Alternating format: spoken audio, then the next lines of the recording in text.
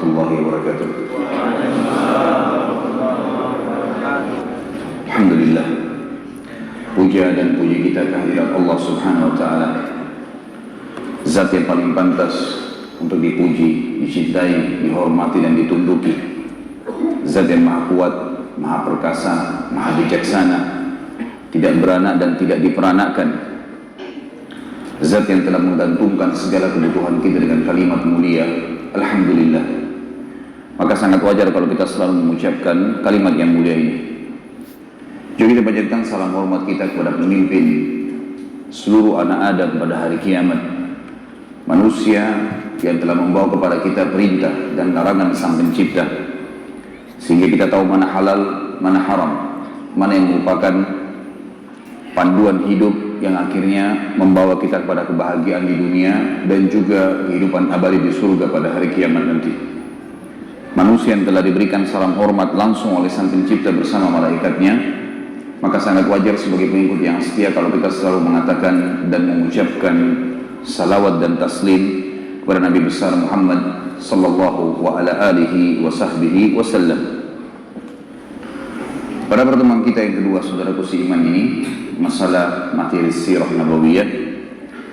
Kita sudah sampai tadi ke istilah atau cerita tentang masalah bagaimana terbentuknya kota Mekah dan adanya air Zam-Zam, serta sebelumnya sudah kita panjang lebar menceritakan tentang Nabiullah Ibrahim alaihi salatu wassalam. Dan kita sekarang melanjutkan kisah tentang kota Mekah.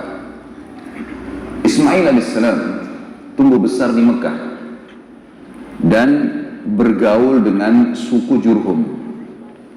Tadi yang saya bilang suku Jurhum adalah suku Arab yang keluar dari Yaman dan akhirnya membentuk komunitas di Mekah. Suku Jurhum ini, saudaraku seiman, berbahasa Arab. Maka secara otomatis Ismail alaihissalam juga menggunakan bahasa Arab. Sampai akhirnya Ismail dewasa, meranjak umur, menikah. Maka menikahlah Ismail alaihissalam dengan anak kepala suku Jurhum. Dan karena bahasa Arabnya Ismail alaihissalam dan menikahnya dengan anak kepala suku Jurhum, keluarlah tadi istilah yang saya bahasakan, istilah Arab musta'ribah, orang-orang Arab yang terarabkan. Berjalan waktu, tentu saya ringkaskan karena ceritanya panjang. Ibrahim alaihissalam mendapat perintah dari Sang Pencipta Allah untuk mengunjungi Mekah. Dan akhirnya beliau datang mengunjungi Mekah, bertemu dengan istrinya Hajar. Dan kisah yang saya ambil adalah kunjungan beliau pada saat Ismail alaihissalam sudah menikah.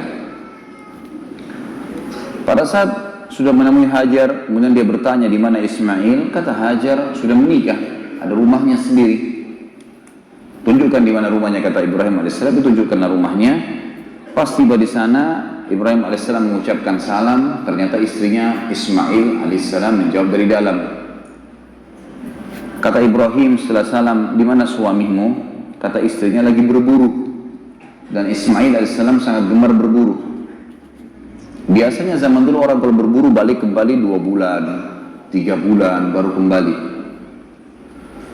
Kemudian kata Ibrahim alaihissalam, bagaimana kehidupan kalian? Istri Ismail dalam riwayat ini menyebutkan hal-hal yang kurang nyaman bagi Ibrahim alaihissalam, karena seakan-akan tidak berterima kasih dengan Allah. Kehidupan kami susah, kehidupan kami begini, kehidupan kami begitu, semuanya keluhan. Setelah mendengar itu kata Ibrahim alaihissalam, kalau suamimu pulang, sampaikan ada seseorang yang datang bernama Ibrahim. Dan pada saat itu disebutkan dalam riwayat kalau istri Ismail belum tahu. Nah, Ibrahim alaihissalam hidup di Palestina.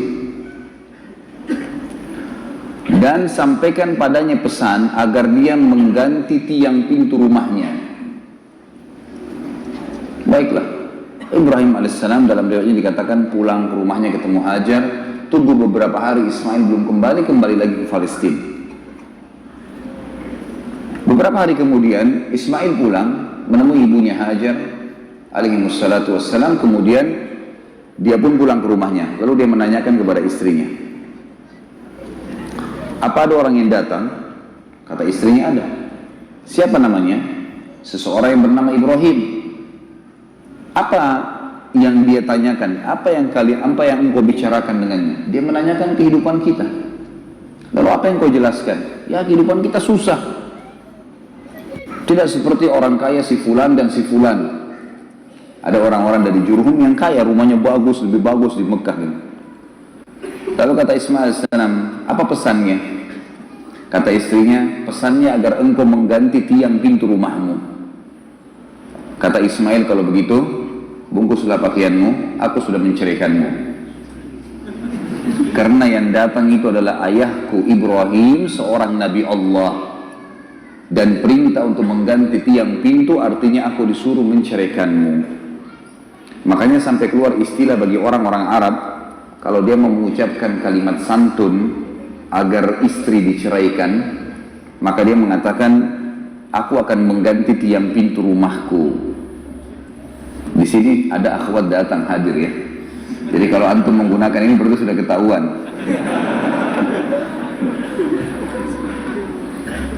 Beberapa waktu kemudian dalam riwayat lagi yang lain disebutkan Ibrahim alaihissalam datang lagi. Kedua kali, tapi entah jedah waktunya berapa tahun tidak tahu. Datang lagi sekali, ketemu dengan Hajar alaihissalam. Kemudian setelah ketemu Ismail lagi keluar. Baik, saya mau datang ke rumahnya. Diberikan salam, ternyata sudah wanita lain sekarang. Ismail AS sudah menikah dengan wanita lain dari Jurhum. Lalu Ibrahim bertanya alaihissalam, di mana suamimu? Lagi pergi berburu. Bagaimana kehidupan kalian? Alhamdulillah, kehidupan kami cukup. Orang ini mukminah. Semuanya disyukuri sama dia. Setelah panjang lebar dia cerita, kata Ibrahim alaihissalam, kalau suamimu pulang sampaikan salam seseorang yang bernama Ibrahim dan sampaikan padanya agar dia mempertahankan tiang pintu rumahnya. Ini yang senyum-senyum sudah tahu cara bercerai ya. Bukan saya ajarin loh ya. Cerai dalam Islam itu hukumnya hal mubah yang paling Allah benci. Tapi ini adab terjadi di sejarah para nabi-nabi. Kali ini Ibrahim alaihissalam tidak langsung pulang. Nunggu di situ. Nunggu sampai Ismail alaihissalam datang, dan ada sebuah riwayat yang dipastikan insyaallah kesahihannya menjelaskan bahwasanya Ibrahim alaihissalam belum pernah bertemu dengan Ismail kecuali di saat itu. Jadi belum pernah ketemu sebelumnya. Dari waktu bayi diletakkan pertama di Mekah yang kosong itu, belum pernah ketemu sampai Ismail sudah menikah. Jadi bisa belasan mungkin puluhan tahun. Tapi tidak disebutkan umur Ismail alaihissalam waktu itu berapa. Ada juga sebagian ulama yang menanggapi kisah ini mengatakan kemungkinan adalah Ismail alaihissalam pada saat itu sudah mencapai juga umur kenabian. Umur kenabian berarti 40 tahun. Yang berarti Ibrahim alaihissalam pada saat itu sudah 70 tahunan. Karena sudah hampir 80-an sekian. Ya.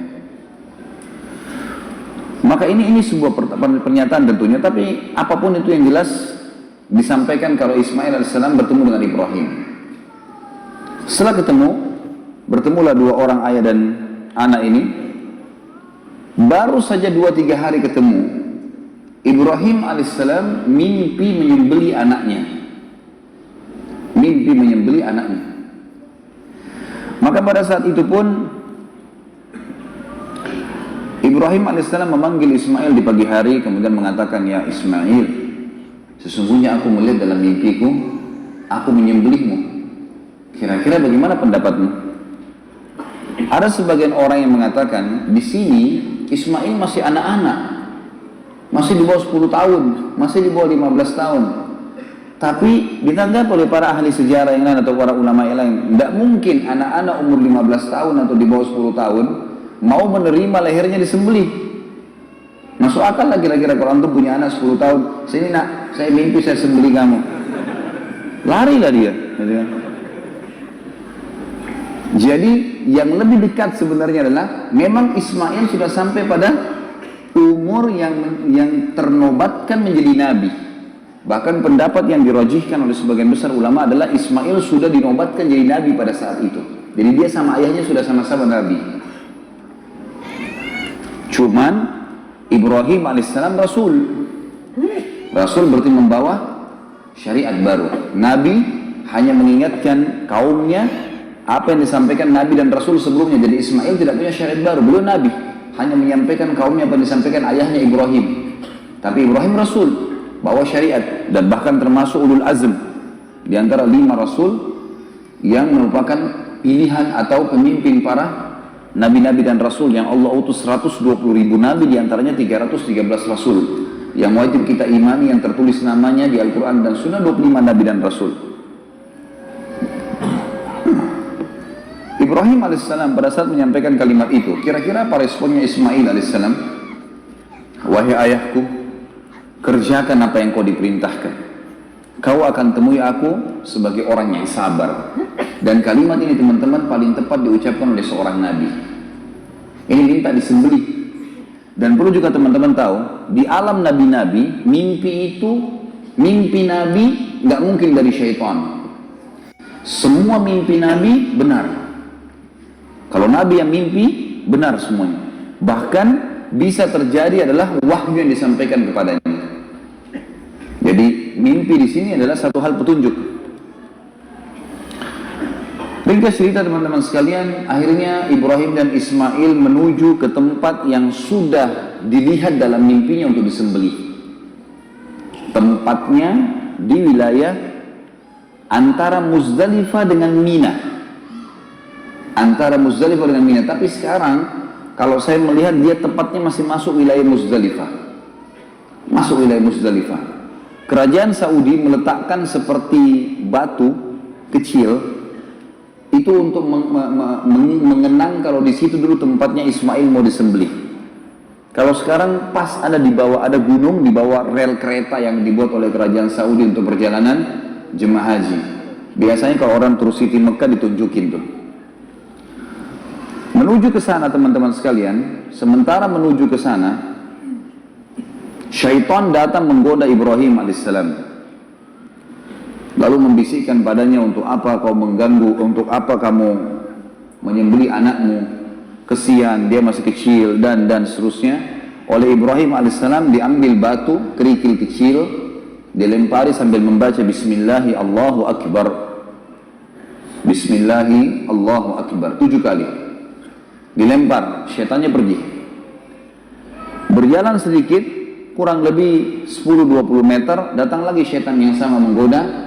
Ibrahim alaihissalam melempar lagi dengan kerikil kecil 7 Bismillahi Allahu Akbar. Hilang lagi syaitannya. Sampai yang ketiga kali, batu yang 7 kali yang ketiga dilempar dengan Bismillahi Allahu Akbar, lalu syaitannya hilang. Lalu Ibrahim alaihissalam meletakkan Ismail di atas sebuah batu di sebuah bukit kecil tadi. Setelah diletakkan, dan Allah Azza wa Jalla, Allah yang maha tinggi dan maha mulia, telah menceritakan kepada kita dalam Al-Quran yang akan saya bacakan nanti ayatnya, bagaimana pada saat itu Ismail dan Ibrahim dibiarkan oleh Allah yang maha tinggi dan maha pemurah, diuji keikhlasannya, dibiarkan melakukan sampai titik terakhir. Sampai dalam ayat nanti kita akan baca, pada saat keduanya sudah pasrah, betul-betul Ismail sudah menyerahkan lehernya, dan Ibrahim sudah mengangkat pedang dan mengayunkan pedangnya, memang sudah betul-betul akan disembelih. Pada saat itulah Jibril alaihissalam menahan pedang Ibrahim alaihissalam. Dan Allah berfirman padanya, hai Ibrahim, kau telah mempercayai mimpi, dan sungguh kami akan menggantikan anakmu itu dengan sembelihan domba yang besar. Sebelum saya lanjutkan, saya akan baca dalilnya surah As-Saffat yang menceritakan masalah apa tadi saya sampaikan. Surah As-Saffat, surah nomor 37, ayat 102 sampai 111. 102 sampai 111 surah As-Saffat, surah nomor 37. A'udzu billahi minasyaitonir rajim. Falamma balaga ma'ahu as-sa'ya qala ya bunayya inni ara fil manami anni azbahuka fanzur madza tara. Qala ya abati if'al ma tu'mar satajiduni insyaallahu minas sabirin. Falamma aslama wa tallahu lil jabin wa nadainahu ayya Ibrahim qad saddaqta ar-ru'ya inna kadzalika najzil muhsinin inna hadza lahuwal bala'ul mubin wa fadaynahu bidzibhin 'adzim wa tarakna 'alaihi fil akhirin salamun 'ala Ibrahim kadzalika najzil muhsinin innahu min ibadinal mu'minin. Maka tak kala anak itu sampai pada umur sanggup, terjemahan bahasa Indonesia kita begitu di Quran. Di sini makna yang lain tadi saya bilang, pendapat ulama adalah sudah sampai pada umur kenabian. Dan umumnya Nabi diutus berapa? 40 tahun. Baik. Berusahalah bersama-sama Ibrahim.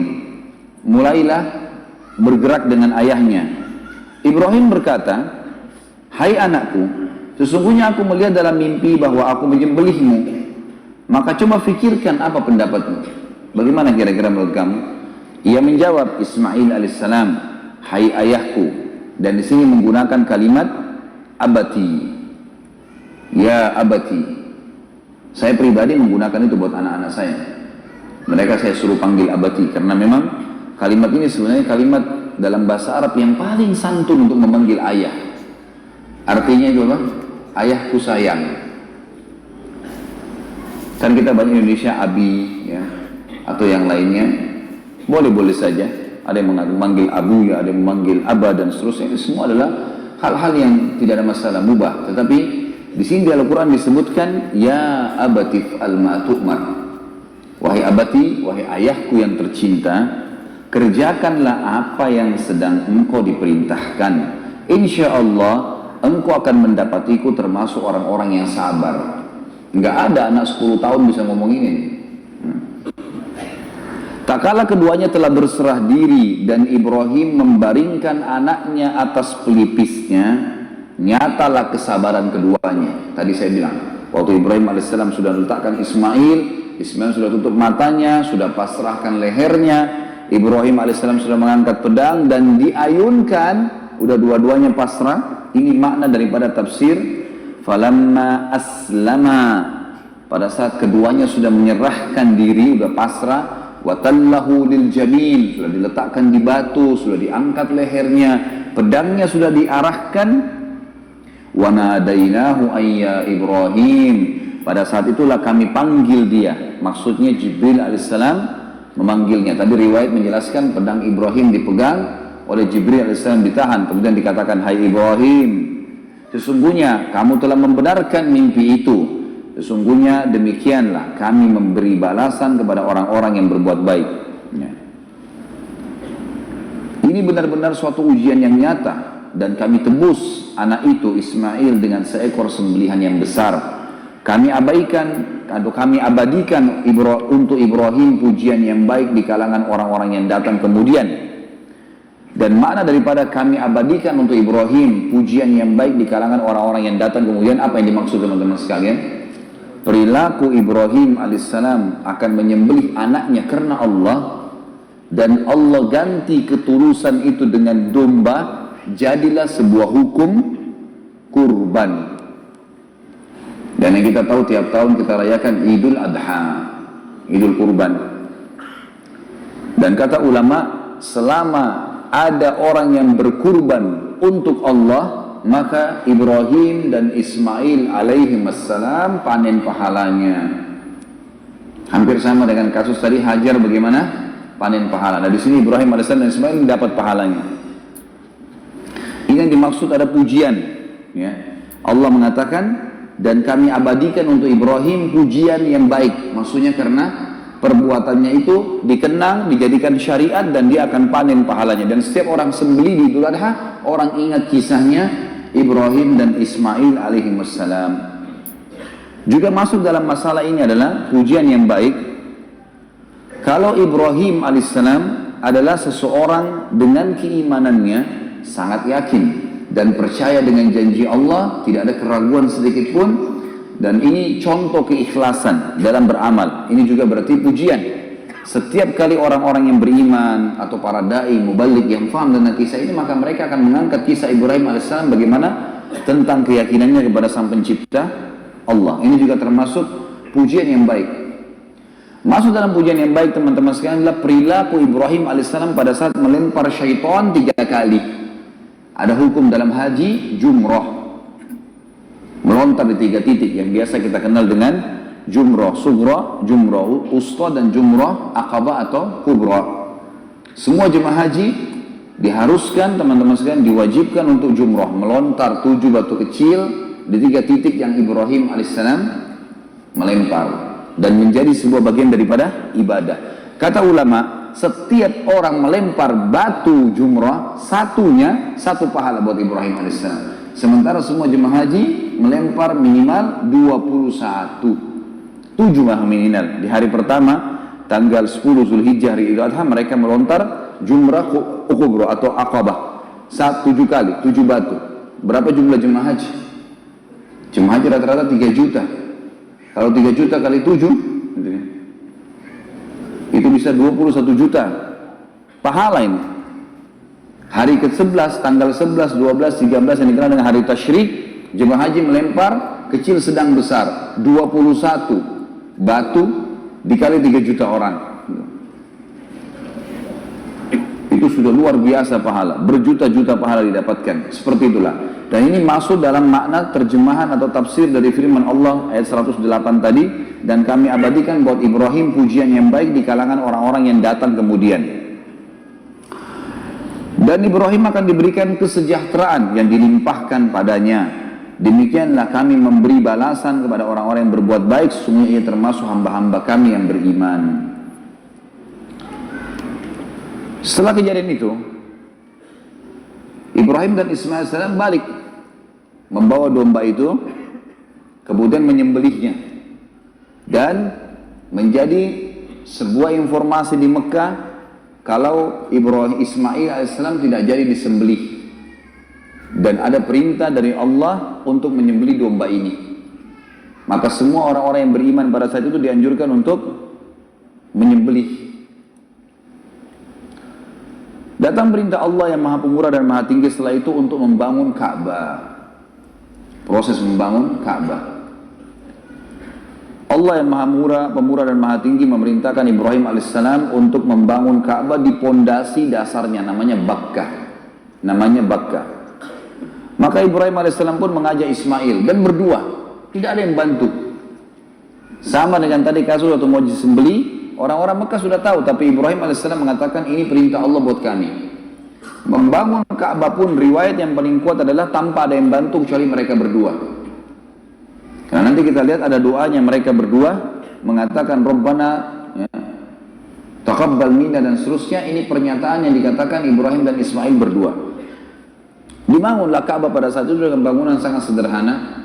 Zaman itu cuma tanah liat biasa, dikasih air, kemudian dicetak, gitu kan, dikeringkan, lalu kemudian disusun satu sama yang lain. Setiap kali Ibrahim alaihissalam selesai mengatur, karena dari tanah semennya pun kalau kayak kita sekarang, semen itu adalah dari tanah yang dibasahin untuk menyatukan satu sama yang lain, gitu kan. Tidak ada sesuatu yang bisa dilakukan lebih daripada itu pada saat itu tentunya. Maka Ibrahim alaihissalam setiap kali sudah menyusun beberapa tinggi, beliau mundur ke belakang, kemudian melihat ke arah Ka'bah. Sudah stabil belum bangunannya nih. Beliau naik ke sebuah tempat agak tinggi sedikit supaya bisa kelihatan. Jadi matanya di tempat itu bisa menjangkau bangunan Ka'bah sudah rata atau belum gitu. Tempat ini yang sering diinjak Ibrahim di titik yang sama untuk melihat Ka'bah, diabadikan telapak kakinya, dikenal dengan Maqam Ibrahim. Nanti kan kita bacakan ayatnya, gitu kan. Setelah selesai pembangunan Ka'bah tersebut, bangunan sudah selesai. Maka Ibrahim alaihissalam berkata kepada Ismail, cobalah hai Ismail cari sebuah batu yang keras. Cari batu-batu yang keras. Saya ingin menguatkan bangunan ini dengan batu-batu. Tak lama kemudian Ismail balik membawa Hajar Aswad. Hajar Aswad. Dan batu ini dalam sebuah riwayat sahih disebutkan turun dari surga, tadinya berwarna putih dan menjadi hitam karena dosanya anak Adam. Turun, kemudian pada saat turun Ismail AS membawanya. Kata Ibrahim, dari mana kau dapat ini? Dia bilang dari Allah. Didatangkan dari Allah. Lalu Ibrahim AS meletakkan Hajar Aswad pada tempatnya yang sekarang. Setelah itu Allah Subhanahu wa taala memerintahkan agar Ibrahim dan Ismail menjaga rumahnya dari kemusyrikan dan diajarkan tata cara tawaf di sekitar Ka'bah yang dimulai dari Hajar Aswad dan mencium Hajar Aswad sebagaimana sudah sekarang menjadi bagian daripada ya, rukun haji dan umrah, tawaf itu sendiri, dan disunnahkan untuk mencium Hajar Aswad dan sholat di belakang makam Ibrahim. Allah kekalkan semua perbuatan Ibrahim alaihissalam. Dan sekali lagi kata para ulama, selama ada orang tawaf, selama Ka'bah dijadikan kiblat, rujukan bagi umat Islam, berapa juta orang yang sujud ke sana, berapa juta orang yang tawaf, berapa juta orang yang cium Hajar Aswad, berapa juta orang yang sholat di belakang makam Ibrahim, semuanya pahalanya kembali kepada dua manusia terbaik ini, Ibrahim dan Ismail alaihimus salatu wassalam. Allah berfirman dalam surah Al-Baqarah surah nomor 2 ayat 125 sampai 129. Al-Baqarah 125 sampai 129. A'udzu billahi minasyaitonir rajim.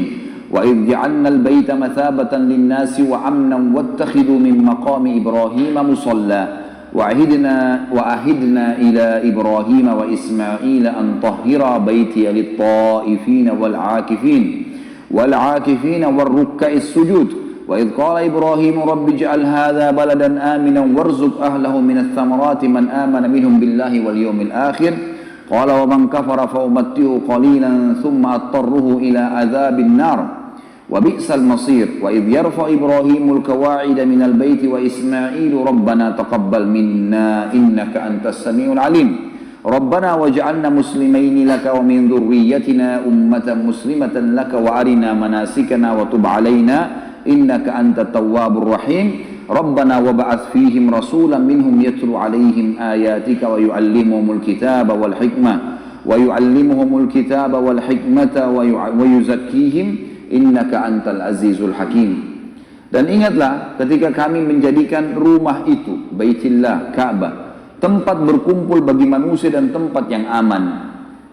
Semua manusia datang ke sana berbondong-bondong. Kalau kita lihat orang yang tawaf, orang yang jalan datang Masjid Haram, sholat, makin lama makin banyak. Sampai sekarang kerajaan Saudi memperluas Masjid Haram itu karena memang sudah tidak menampung. Allah menjelaskan, dan tempat yang aman. Subhanallah, Mekah itu tempat teraman di dunia. Orang mau keluar jam 3 subuh, jam 4, jam 2. Kondisinya seperti siang hari. Rame, padat, restoran ada, semuanya enak, aman. Orang mau bolak-balik masjid, tidur di masjid, tidak ada gangguan. Allah sudah menjanjikan. Dan jadikanlah makam Ibrahim itu sebagai tempat sholat. Dikenang tadi tempat telapak kaki Nabi Ibrahim AS. Dan dengan kami, tentu di sini kita mengerjakan bukan karena makam Ibrahimnya ya, karena perintah Allahnya. Sama antum sujud menghadap Ka'bah. Bagaimana antum jawab kalau ada orang bilang orang Islam itu larang sembah berhala, tapi buktinya mereka sujud ke Ka'bah. Ka'bah juga berhala, batu. Tentu jawaban kita apa? Kita bukan sembah Ka'bah. Yang kita lakukan adalah sujud menghadap Ka'bah karena perintah Allah. Kalau perintah Allah ke lautan, kita ke lautan. Kalau ke pohon, kita ke pohon. Perintahnya ke Ka'bah. Makanya Ka'bah rumah. Dinamakan Baitillah ya. Kalau rusak, diperbaiki. Saya pernah waktu masih mahasiswa sana, pernah bangunannya diperbaiki, renovasi, diperbaiki. Sampai Ka'bahnya ditutup full. Diperbaiki semua, dikokohkan lagi. Kiswanya diganti setiap tahun. Kita menghormati karena Allah memerintahkan untuk menghormati. Sama dengan Hajar Aswad. Antum cium kenapa? Sudah makan belum tadi nih? Kenapa dicium Hajar Aswad? Karena perintah Allah. Kenapa kita tawaf? Karena perintah Allah. Kenapa kita sa'i? Karena perintah Allah. Kenapa kita menyembelih? Karena perintah Allah. Kenapa bahkan kita hidup di sini dan kita mengerjakan apa kita menikmati yang halal, meninggalkan haram, semua karena perintah Allah. Seorang suami baik sama istrinya, bakti sama orang tuanya, mengurus anak-anaknya, mencari nafkah banting tulang, istrinya mentaati suaminya, membersihkan rumah, merawat dirinya, merawat anak-anaknya, merawat suaminya, semua karena Allah. Pernah Umar bin Khattab berdiri depan Hajar Aswad, kemudian beliau berkata dengan suara keras di musim haji supaya orang semua dengar, hai Hajar Aswad, Saya benar-benar demi Allah tahu kau hanya batu biasa. Kalau bukan saya dengar kalau saya tidak melihat, kalau bukan karena saya melihat Rasulullah SAW menciummu, saya tidak akan menciummu. Maksudnya menghormati hanya asal iya, tapi jangan sampai berlebihan. Harus digarisbawahi poin itu, sehingga tidak ada hal-hal yang salah di sini. Umar bin Khattab pernah menebang pohon yang dikenal dengan syajarah tempat baiat Ridwan. Nanti kita pelajari itu pada saat sulhu Hudaybiyah, kesepakatan Hudaybiyah.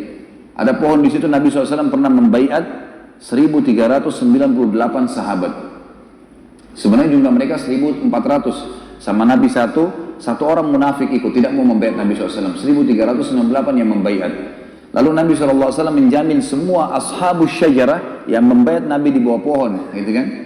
Dikenal dengan baiat Ridwan, itu pasti masuk surga. Pohon ini di zaman Umar bin Khattab banyak orang datang sembah-sembah, sholat di situ, gantung surbannya, ikat untahnya, menganggap berkah. Apa yang Umar lakukan? Izinkan Umar tebang pohon itu. Sama Umar ditebang. Karena ini pohon, setelah baiat pun Nabi SAW tidak pernah satu kali pun datang ke sana, tidak pernah suruh hormati pohon itu, tidak pernah juga ya, mengunjunginya secara khusus. Ya.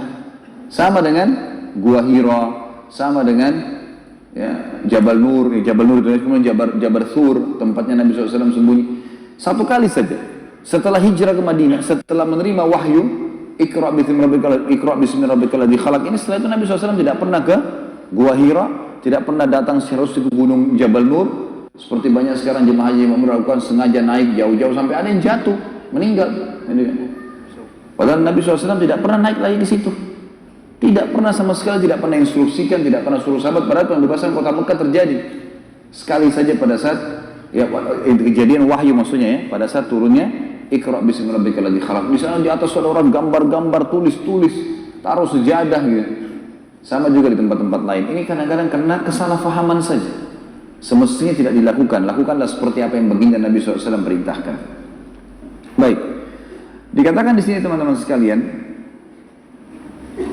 dan ingatlah ketika kami menjadikan rumah itu Baitillah tempat berkumpul bagi manusia dan tempat yang aman. Dan jadikanlah makam Ibrahim tempat sholat. Dan kami telah perintahkan kepada Ibrahim dan Ismail, bersihkanlah rumahku untuk orang-orang yang tawaf, i'tikaf, ruku dan sujud. Ini maksud dengan bersihkan adalah bersihkan dari kotoran dan jaga dari kemusyrikan atau kemaksiatan. Nanti akan kita pelajari, ada kisah dua orang namanya Isaf dan Nailah berzina depan Ka'bah, akhirnya dikutuk jadi patung sama Allah. Ayat 126 tadi, ayat 125, sekarang 126. Dan ingatlah ketika Ibrahim berdoa, ya Tuhanku jadikanlah negeri ini, Mekah, negeri yang aman, sentosa, dan berikanlah rezeki dari buah-buahan kepada penduduknya yang beriman di antara mereka kepada Allah dan hari kemudian. Allah berfirman, dan kepada orang-orang kafir pun aku akan beri kesenangan sebentar, kemudian aku paksa ia menjalani siksa neraka, dan itu adalah seburuk-buruk tempat kembali. Ayat 127, dan ingatlah ketika Ibrahim meninggikan, membina atau membangun dasar-dasar Baitillah bersama Ismail seraya berdoa.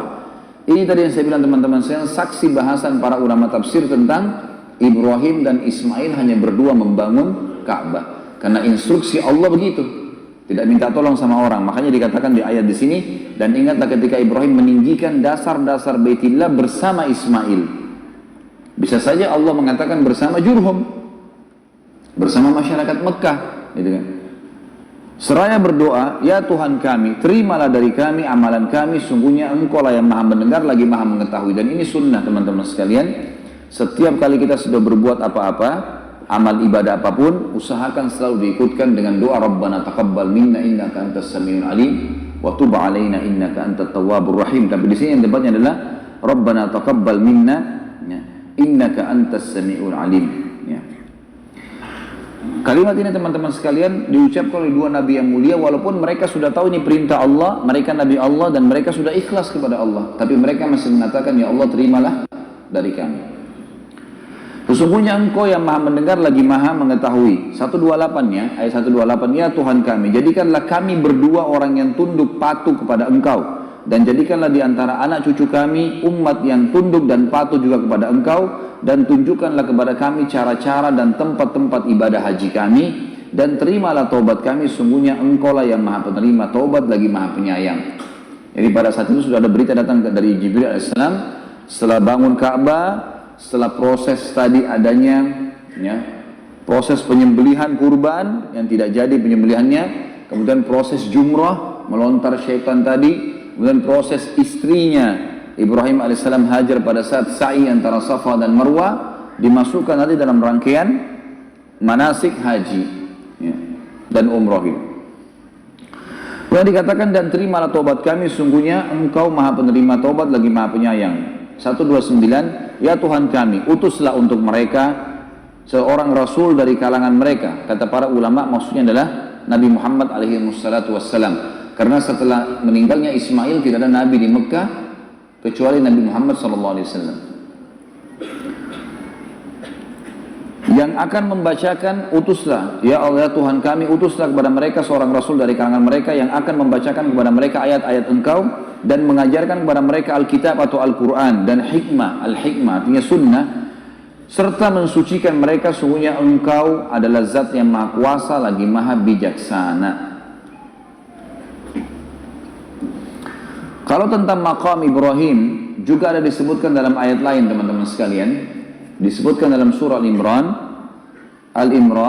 surah nomor 3 ayat 97. A'udzu billahi minasyaitonir rajim, fihi ayatum bayyinatum maqamu Ibrahim wa man dakhalahu kana amina walillahi 'alan nasi hajjul baiti man istata'a ilaihi sabila wa man kafara fa innallaha ghaniyyun 'anil 'alamin.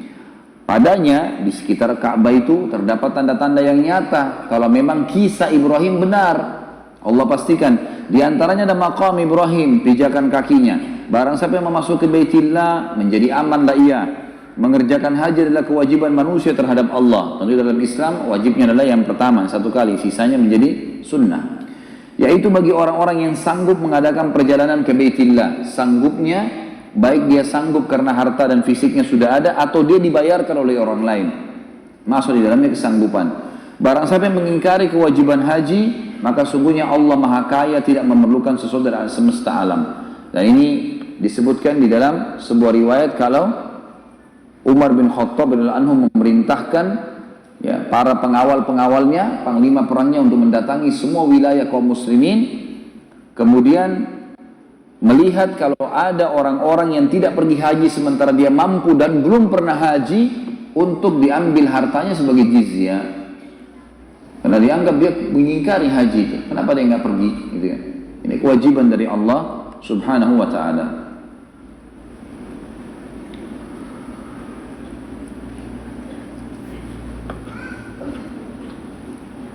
Setelah selesai Ka'bah teman-teman sekalian,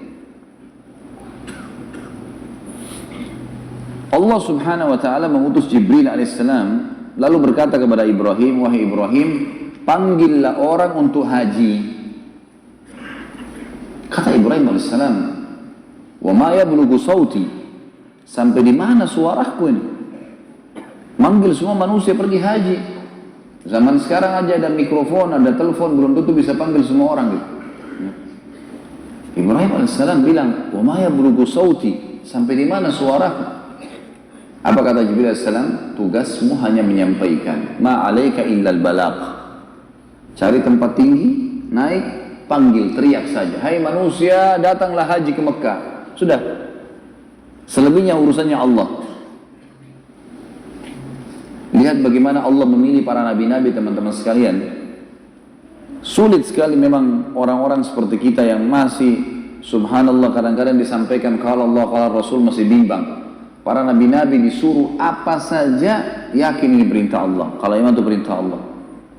Ibrahim alaihissalam naik ke gunung yang dia anggap tinggi lalu dia teriak, dia mengatakan, hayyuhan nas u'tu ilal hajj, hai manusia datanglah kerjakan haji. Maka pada saat itu suara Ibrahim alaihissalam dalam sebuah riwayat yang sahih dikatakan dibawa dengan hikmah Allah oleh angin ke seluruh pelosok muka bumi, dan semua orang beriman mendengar kalimat itu dan tergerak untuk datang semuanya dari seluruh muka bumi.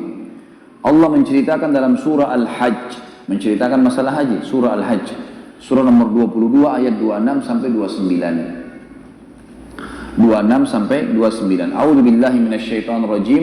Wa idh bawwa'na li Ibrahim makanal baiti alla tusyrik bi syai'an wa tahhir baiti lit-ta'ifin wa tahhir baiti lit-ta'ifin wal qa'imin war ruk'is sujud.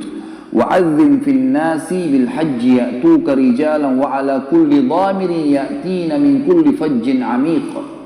ليشهدوا منافع لهم ويذكروا اسم الله في أيام معلومات على ما رزقهم من بهيمة الأنعام فكلوا منها وأطعموا البائس الفقير ثم ليقضوا تفاثهم وليوفوا نذورهم وليطوفوا بالبيت العتيق. Dan ini kata ketika kami memberikan tempat kepada Ibrahim di sekitar Baitillah dengan mengatakan, janganlah kamu mempersekutukan sesuatu dengan aku, kata Allah melalui Jibril AS kepada Ibrahim, jangan sampai ada kemusyrikan di sini.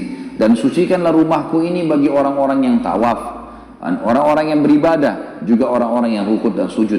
Bersihkan, mudahkan buat mereka. Bersihkan segala macam najis dan kotoran dan patung-patung syirik dan seterusnya. Dan berserulah kepada manusia untuk mengerjakan haji. Ini yang dikatakan tadi, panggil manusia untuk pergi haji. Niscaya mereka akan datang kepadamu dengan berjalan kaki. Padahal Ibrahim AS berteriak dari gunung Mekah. Dari seluruh dunia, kata Allah, mereka akan datang kepadamu dari seluruh dunia dan berjalan kaki. Dan mengendarai unta yang kurus. Kata ulama tafsir, maksudnya unta mereka kurus. Dhamir itu kurus, gitu kan. Kenapa kurus? Karena perjalanan terlalu jauh ke Mekah. Dari pelosok bumi ini. Yang datang dari segenap penjuru yang jauh. Agar mereka menyaksikan berbagai manfaat bagi mereka. Dan agar mereka menyebut nama Allah pada hari yang telah ditentukan. Maksudnya manfaat di sini adalah ternyata orang beriman tidak sendirian. Kita kalau pergi haji, kita lihat kita punya komunitas banyak, semua suku, semua bahasa, berjuta-juta orang semua mengerjakan yang sama. Apalagi kalau sudah pakai ihram di Mina, di Arafah, di Muzdalifah, itu pada saat pakai ihram, subhanallah, kita lihat presiden pun, raja pun sama. Kemudian dikatakan itu manfaat buat mereka, dan agar mereka menyebut nama Allah pada hari yang telah ditentukan. Maksudnya di sini adalah hari-hari haji, tanggal 8 Zulhijjah sampai 13 Zulhijjah.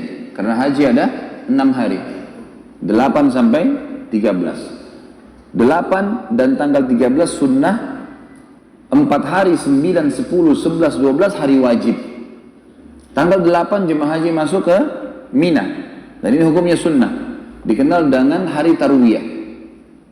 Hari Tarwiyah, mereka pakai ihram dari rumah mereka. Kalau orang Mekah, kalau orang pendatang kayak kita misalnya jemaah haji, maka mereka pakai ihram dari hotel mereka masuk ke Mina. Lalu mereka mengerjakan sholat jamak qasar takdim di waktu duhur dan asar dijamak, digabung, dikasar, dipangkas. Yang dipangkas hanya sholat yang rubaiyah 4 rakaat, duhur, asar dan isya. Dan kasus jamak, jadi tidak ada qasar kecuali 4 rakaat ya. Subuh nggak mungkin jadi 1, maghrib nggak mungkin 1,5, gitu kan. Dan jamak hanya boleh duhur sama asar dan maghrib sama isya, nggak boleh yang lain. Jadi duhur sama asar, maghrib sama isya, nggak boleh asar sama maghrib, nggak boleh isya sama subuh, nggak boleh subuh sama duhur. Yang bisa hanya duhur sama asar saja, maghrib sama isya saja. Dan yang dipangkas, dikasar hanya yang rubaiyah 4 rakaat, duhur sama asar dan isya. Maghrib kalau jamak dengan isya cuma tetap 3 dan isyanya yang 2. Ditakdim, dimajukan di waktu duhur. Jemaah haji di sana bertasbih, bertahlil, bertakbir kepada Allah, ya. Mereka mengatakan subhanallah, la ilaha illallah, Allahu akbar, berzikir, membaca Al-Quran. Biasanya kalau travel kita atau jemaah kita diadakan pengajian. Walaupun kadang-kadang subhanallah kita sayangkan banyak di antara mereka yang lalai pada saat itu. Artinya ngobrol-ngobrol saja, buang-buang waktu, makan, minum, bolak-balik masuk kamar mandi, nggak ada gunanya ini. Kecuali darurat, tapi banyak yang begitu. Ini kita cerita, dijamak qasar takdim, kemudian sampai maghrib juga sama, dijamak sama isya, dikasar isyanya dan ditakdim di waktu maghrib. Kemudian mereka istirahat. Tanggal 9 hari Arafah, hari wajib. Kan tadi saya bilang 8 sampai 13. Tanggal 9 jemaah haji masuk ke Arafah. Dan ada 3 lokasi kita di musim haji, Mina, Arafah, Muzdalifah. Tidak ada lokasi lain, 3 ini. 3 ini tentu ada Masjidil Haram, nanti itu lain. Masjidil Haram itu wilayah yang ini berdekatan, yang kita harus dikenal dengan Masjidil Haram. Nanti tanggal 9 kita masuk ke Arafah, habis sholat duha, kemudian pakai baju ihram, ini hari wajib haji. Kata Nabi SAW, Al-Hajju Arafah, haji adalah Arafah. Di kerajaan Saudi sekarang kalau ada pun orang yang sudah sakit, ya sudah datang haji niat haji kemudian sakit di rumah sakit, selama dia masih hidup dipakein ihram pada hari itu, hari Arafah, dipakein infus, diantar pakai ambulans. Gitu. Karena hadir di Arafah adalah sebuah kewajiban, dianggap sudah haji. Yang lainnya kalau punya udzur, sakit dan sebagainya bisa diganti dengan sembelihan. Baik, tanggal 9 itu teman-teman sekalian jemaah haji tunggu sampai dari pagi duha sampai terbenam matahari dan tidak boleh tinggalkan Arafah sebelum terbenam matahari. Dan kata Nabi SAW, tidak ada hari sepanjang tahun, tidak ada hari-hari yang lebih banyak Allah membebaskan hambanya dari neraka dibandingkan hari Arafah. Makanya orang yang haji dianjurkan perbanyak ibadah, yang tidak haji dianjurkan puasa. Puasa hari Arafah. Yang kata Nabi SAW dalam hadis Bukhari Muslim, tanggal 9 Zulhijjah, ini satu hari sebelum Idul Adha. Puasa hari Arafah, yukaffiru sanatal madhiyah wal baqiyah. Puasa hari Arafah bisa membersihkan dosa-dosa 365 hari yang lalu, satu tahun, dan 365 hari ke depan. Jadi kita dapat 700 sekian hari pembersihan dosa dengan satu hari puasa. Malam tanggal 9 dianjurkan jemaah haji ke Muzdalifah, dan ini disunnahkan, sunnah mentakhirkan sholat di jamak maghrib isya, tapi diterlambatkan di waktu isya dan isyanya dipangkas, sholatnya di Muzdalifah. Lewat tengah malam, kalau bisa tunggu sampai subuh bagus, kalau nggak bisa maka lewat tengah malam sudah boleh menuju ke lokasi yang setelahnya. Atau kalau kita anggap sunnahnya kita selesaikan sampai subuh hari tanggal 10, ini Idul Adha. Jemaah haji di Idul Adha ini mengerjakan salah satu dari 3 perbuatan yang semuanya wajib. Tapi kalau salah satunya dikerjakan sudah boleh tahallul, berkurban, atau jumrah aqabah, atau tawaf ifadah, tawaf wajibnya haji. Cuman teman-teman kalau kita sudah kurban, kita juga sudah jumrah, ya, salah satunya kalau 3 sudah dikerjakan sudah boleh tahallul, ganti baju biasa, tapi tetap wajib dikerjakan. Cuma kalau antum masih baru kurban dan baru jumrah aqabah, belum tawaf ifadah, ini semuanya halal kecuali suami istri, belum boleh berhubungan walaupun sudah pakai baju biasa. Dia jadi halal berhubungan kalau selesai tawaf ifadah. Dan jumrah aqabah di tanggal 10 wajib diselesaikan pada saat itu. Kalau yang kurban dan juga tawaf ifadah boleh sampai selesai haji, hari tasyrik, maksudnya di hari terakhir, sampai tanggal 13 Zulhijjah. Itu tanggal 10. Tanggal 11, 12, 13 dengan hari tasyrik. 11, 12 wajib, tanggal 13 sunnah. Ini kerjanya jemaah haji pakai baju biasa saja. Mereka menjamak duhur asar, jamak qasar takdim, maghrib isya jamak, di qasar isya'nya di jamak takdim juga selama 3 hari.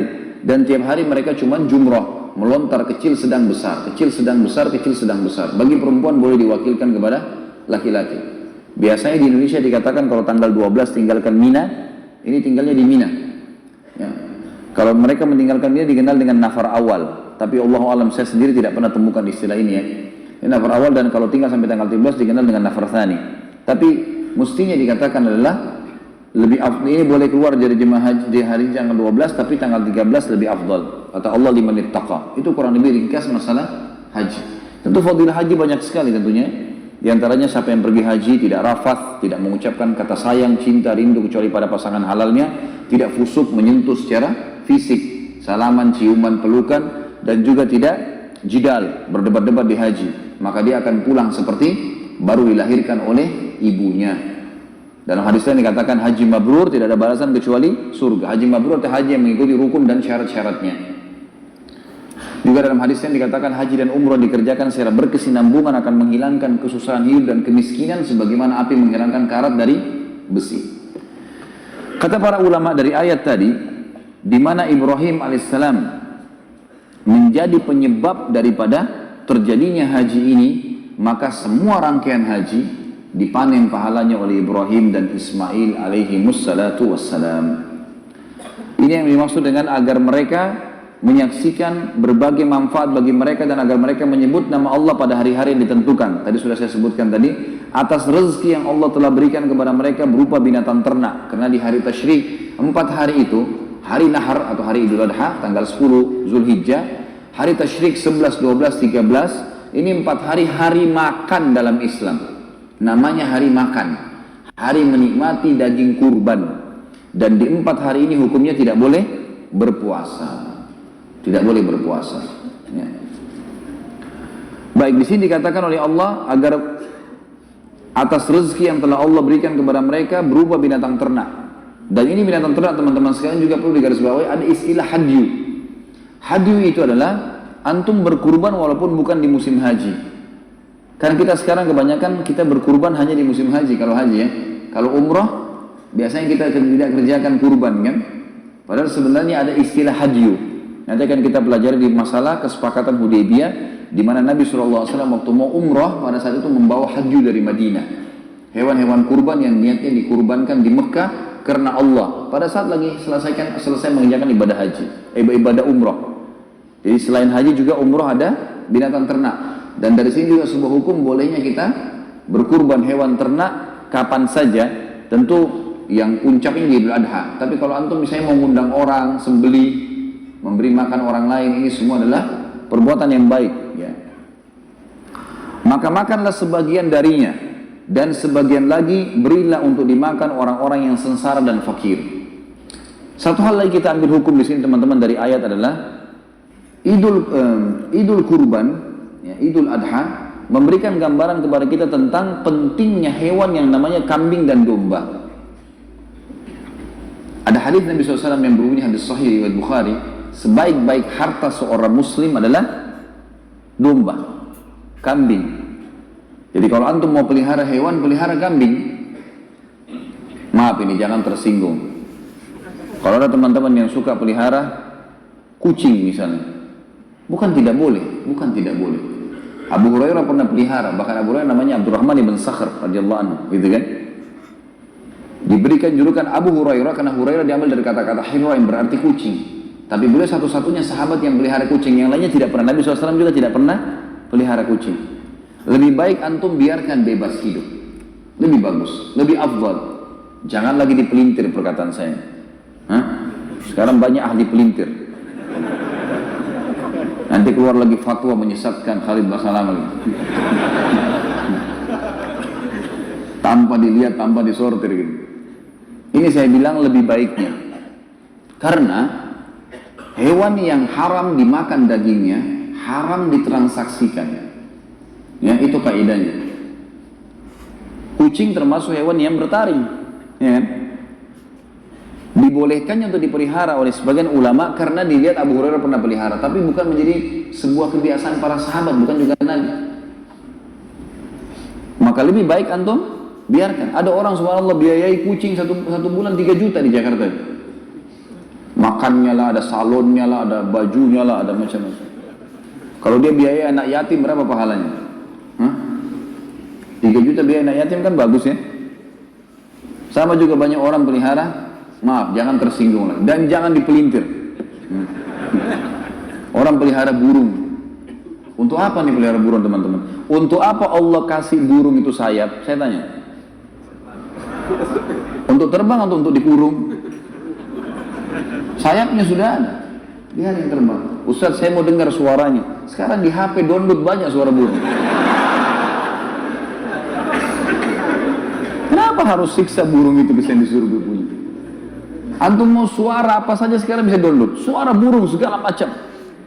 Ratusan ribuan burung banyak suaranya. Kenapa harus kurung burung itu kesian? Biarin terbang. Makhluknya Allah. Mau lihat keindahannya Ustaz? Sekarang di YouTube apa saja antum mau lihat jenis burung semuanya ada. Bisa tonton. Selesai.